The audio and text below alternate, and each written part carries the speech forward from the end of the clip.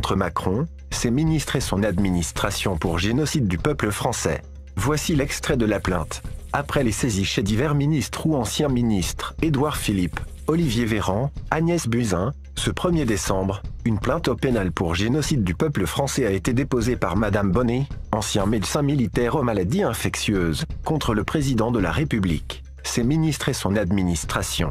Pierre-Alain Deport, de Mediapresse.info, rapporte que Madame Bonnet encourage chacun à adresser copie de cette plainte au parlementaire, à son député et son sénateur.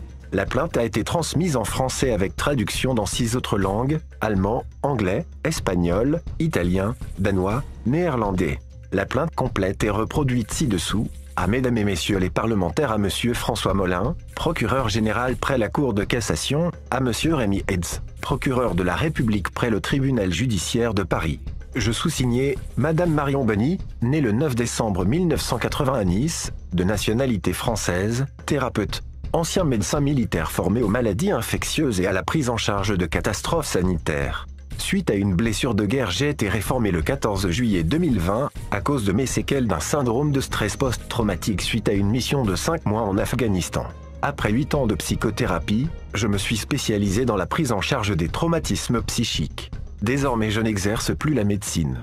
Je préfère, dans ma thérapeutique, faire le lien que je crois essentiel entre l'histoire émotionnelle du patient et la survenue d'une maladie, car l'environnement socio-économique et le contexte émotionnel sont des facteurs importants de notre état de santé global. Forte de mon expérience, je veux contribuer à mettre un terme aux abus du gouvernement dans le cadre de la crise sanitaire, épidémie ou pandémie dite du coronavirus, puis du Covid-19.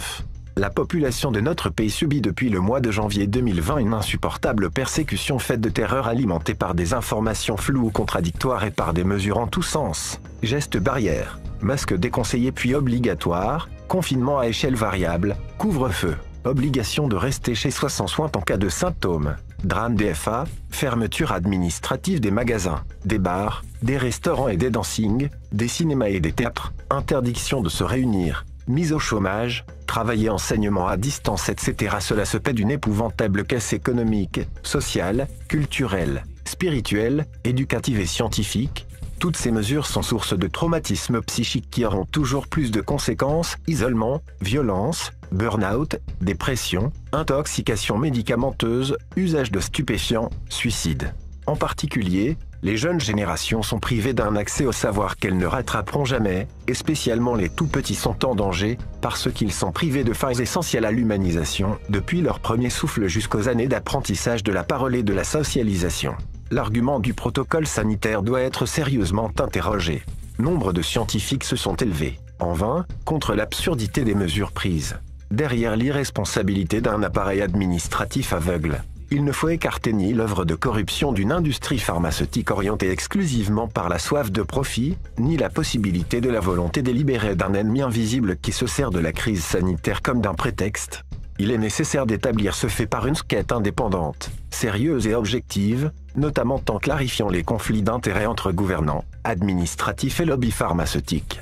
Parmi les nombreuses infractions en cause, la principale et la plus claire à établir est celle qui figure à l'article 211-1 du Code pénal, constitue un génocide le fait, en exécution d'un plan concerté tendant à la destruction totale ou partielle d'un groupe national, ethnique, racial ou religieux, ou d'un groupe déterminé à partir de tout autre critère arbitraire, de commettre ou de faire commettre, à l'encontre de membres de ce groupe, l'un des actes suivants: atteinte volontaire à la vie, atteinte grave à l'intégrité physique ou psychique, soumission à des conditions d'existence de nature à entraîner la destruction totale ou partielle du groupe, mesures visant à entraver les naissances, transfert forcé d'enfants.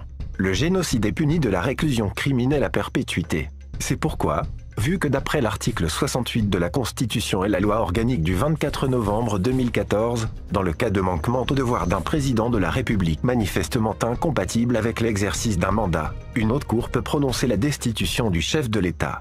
L'initiative de cette procédure appartient à 1/10 des parlementaires de l'une ou l'autre chambre qui déposent sur le bureau de leur assemblée une proposition motivée de résolution portant mise en accusation et tendant à la réunion de cette haute cour. vu l'article 68-2 de la Constitution du 4 octobre 1958 et les articles 13 et suivants de la loi numéro 93-1252 du 23 novembre 1993 sur la Cour de justice de la République, étant donné que pour la saisine de la Cour de justice de la République, s'agissant de la responsabilité de ministre, le procureur général près la Cour de cassation peut agir d'office. Vu l'article 40 du Code de procédure pénale et la compétence des magistrats judiciaires, s'agissant de voies de fait et de crimes commis par des fonctionnaires dans l'exercice de leurs fonctions. J'ai l'honneur de porter plainte, en tant que victime individuelle directe, contre le chef de l'État, contre ses ministres et contre son administration, et par conséquent, la chaîne de commandement et la spécialisation des procédures commandant une action doctrine. De demander aux parlementaires de prendre l'initiative de déposer une proposition de résolution portant mise en accusation du président de la République, Emmanuel Macron, à Monsieur le procureur général près la Cour de cassation, de saisir d'office la Cour de justice de la République concernant les premiers ministres, les ministres de la Santé et de l'Intérieur en exercice depuis janvier 2020 jusqu'à aujourd'hui, nommément Madame Agnès Buzyn et Messieurs Édouard Philippe, Jean Castex, Gérald Darmanin, Olivier Véran ainsi que tous ceux dont l'enquête déterminera la responsabilité. À Monsieur le procureur de la République, d'ouvrir une enquête afin de déterminer les négligences et les intentions, et, en fonction des résultats de cette enquête, de requérir les mises en examen nécessaires, sous toute réserve. Le 30 novembre 2020, Marion Bonny. Source, François.fr.